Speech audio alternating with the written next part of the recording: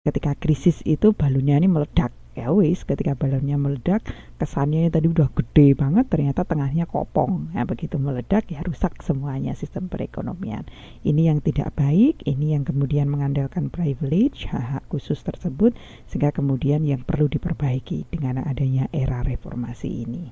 Itu yang dimaksudkan dengan adanya istilah privilege yang ada di situ. Apakah benar privilege adalah hak istimewa yang diberikan oleh pemerintah? Benar Mbak Suhartini, hak khusus yang kemudian memang diberikan oleh pemerintah karena kecenderungan negatif atau kerjasama negatif yang dimiliki oleh pemerintah dengan pihak-pihak penguasa dari perusahaan swastanya. Mbak Suswianti, selamat pagi, maaf telat. Oke, telatnya sejam Mbak Suswianti. Tak masukkan nama Anda Mbak Suswianti. Mbak Suswianti, saya sudah terima pertanyaan Anda. Mohon maaf saya belum jawab ya. Insya Allah segera saya jawab di email nanti. Oke, Mas Nana menanyakan mengenai kekuatan dan kecerdasan spiritual juga dibutuhkan bagi seorang manajer atau pemimpin ya Bu. Bahasan mengenai kecerdasan spiritual dan juga kecerdasan yang terkait dengan emosional memang tidak muncul di dalam modul kita secara mendalam. Tapi di dalam buku-buku manajemen yang lain sebenarnya ada chapter yang membahas managers as individu atau manajer sebagai seorang individu. Sebagai seorang individu, manajer tentu saja tetap memiliki keterbatasan-keterbatasan dan juga memiliki kekuatan-kekuatan. Salah satu kekuatan yang dimiliki adalah kecerdasan yang dikaitkan dengan kecerdasan emosional, kecerdasan yang dikaitkan dengan spiritual yang pada saat ini sudah banyak berkembang di pembahasan teori mengenai kepemimpinan. Teori kepemimpinan kalau dulu banyak yang menyatakan bahwa ada transactional theory, kemudian ada transformational theory, ada juga yang pada saat ini dikembangkan menjadi servant leadership theory, dan juga ada yang terkait dengan level 5 leadership.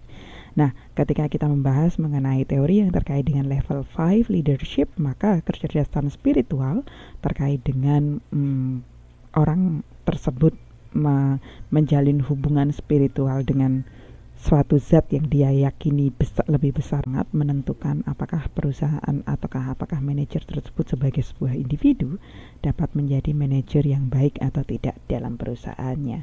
Saya sepakat dengan pernyataan Mas Nano yang mengatakan bahwa kekuatan dan kecerdasan spiritual sangat dibutuhkan oleh seorang manajer, karena dalam posisinya manajer bukan hanya anggota tim, bukan hanya sebagai seorang pemimpin, tapi dia juga seorang individu yang memiliki keterbatasan serta memiliki keunggulan.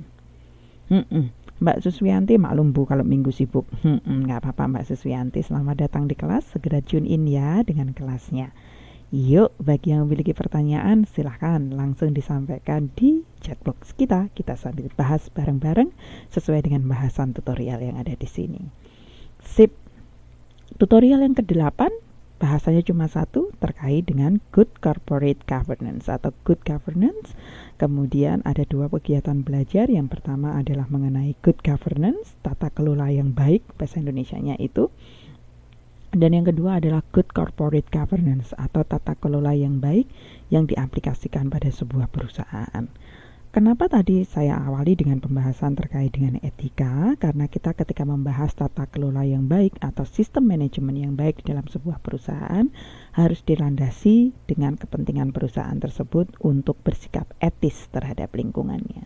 Karena ketika dia sudah pegang dulu istilah etis atau sudah mengaplikasikan dulu etika bisnis dalam perusahaannya, maka dia dengan mudah akan mengaplikasikan tata kelola yang baik di dalam perusahaan tersebut, karena dia menginginkan agar tata kelola yang baik yang diciptakan bisa diselaraskan atau bisa di-align-kan atau bisa disinkronkan dengan kepentingan untuk beretika, menghasilkan perusahaan yang beretika yang juga didukung dengan tata kelola yang baik yang dimiliki oleh sebuah perusahaan tersebut.